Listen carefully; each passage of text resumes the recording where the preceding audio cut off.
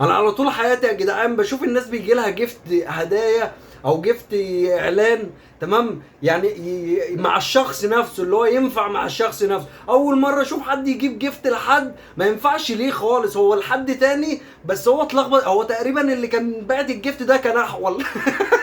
اه والله بعت الجفت غلط تقريبا. تعالوا نخش نشوف الهدايا. هو انا غلطت تقريبا لما قلت لكم ان هعمل اعلانات، اقسم بالله عشان انتم الصبر من هو عندكم. انت في ايه يا اسطى مالك؟ هو انت بتكلمنا احنا ولا بتكلم مين عشان ابقى فاهم بس؟ انت مالك متضايق ليه وبتتكلم بسرعه ليه؟ اتكلم معانا بالراحه عشان نفهمك وتفهمنا. يلا نخش بقى في الموضوع عشان انا برضو مش فاهم. الصبر من عندك يا رب. جاي لي الجفت النهارده يا جماعه، فقلت ايه ما افتح كده اشوف هي بعتلي ايه.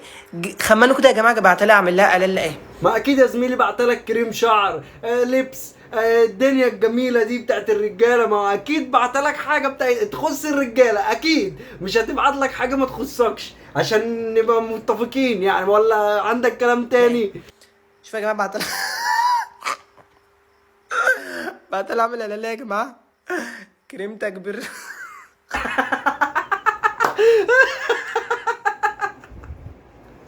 طب هي غلطت في العنوان كده.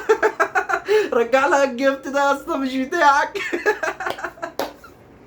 وبعدين حاجه زي كده انتوا بتقولوا عليها ازاي؟ عشان تكبير ومش تكبير ده انت مالكش دعوه بالقصه دي. انت ازاي قبلت اللي انت تطلع تتكلم عنها؟ انت كنت ترميه في الزباله على طول او تديه لاي حد في الشارع. تعال نكمل. قلت تقريبا فهمتوني غلط والله.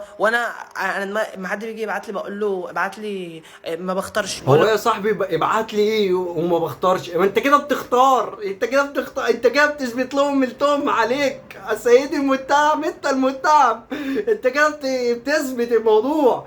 قول الموضوع جه غلط واللي هو كان رايح لحد تاني عشان نستوعب كده انت هتروح في دنيا تانية. بقول له ابعت لي اللي عندك.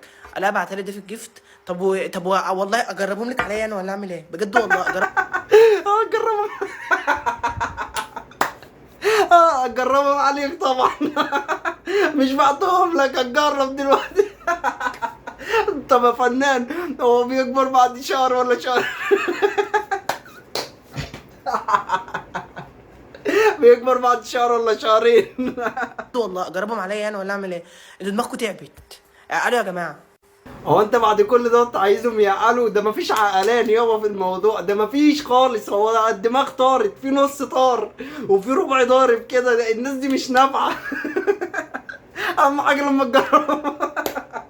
اهم حاجه لما تجربوا بعرفنا انت عملت ايه.